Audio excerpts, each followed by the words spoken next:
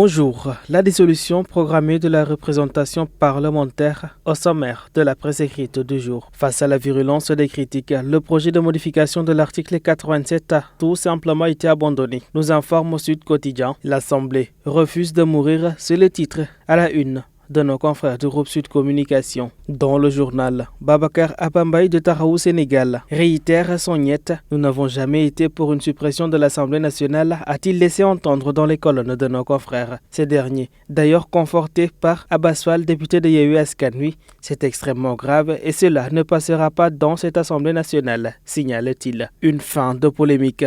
Pour Enquête Quotidien, dans les colonnes du journal, le docteur Malick Diop de noter, le président a invité le ministre de la Justice à reformuler le projet de loi en supprimant cette modification de l'article 87. Quoi qu'il nous coûte, on votera contre ce texte, dixit Abambaye. Vox Populi Quotidien à sa une note que le chef de l'État Macky Sall recule face au tollé. Pour ne pas tâcher sa récente aura, il fait retirer la polémique révision de l'article 87 de la Constitution. Vox Populi de poursuivre. Acteurs politiques et de la société civile s'étaient braqués contre la volonté du pouvoir d'avoir droit de vie et de mort sur le Parlement. Ceci dit, le journal Le Point Actu s'interroge sur le contrôle du chef de l'État Macky Sall. L'a-t-il perdu? En tout cas, sa cafouille en plein vol et en haut lieu. Le chef de l'État qui avait soumis au Parlement un projet de modification de la loi 87 de la Constitution ouvrant la porte à une possible dissolution de l'Assemblée nationale sans condition à reculer, comme Wade en 2011, Macky Sall jette l'éponge, dixit la publication. Et de deux, voilà ce que diront les adeptes des décomptes macabres. Après avoir renoncé ou reculé face à la troisième candidature,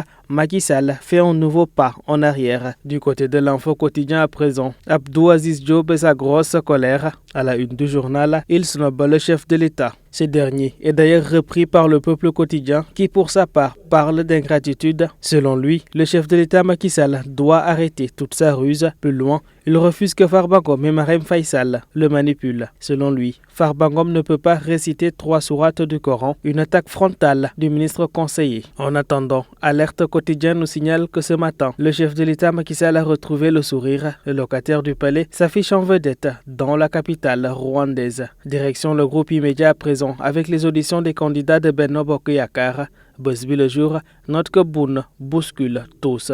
L'ancien Premier ministre entendu dimanche dernier par Niasse. Le canard du groupe immédiat de noter que selon un proche, il ne s'est pas proposé, mais il a été proposé à Lingui et Diouf Sarr passe aujourd'hui. Le journal évoque également des questions subtiles du secrétaire général de l'AFP au candidat. On termine à présent par nos confrères de l'As quotidien. À la une, l'attribution de la 5G à la Sonatel. L'État encaisse 34,5 milliards de francs CFA, assez colossal. Ainsi va donc la presse du jour à toutes et à tous. Une très bonne lecture.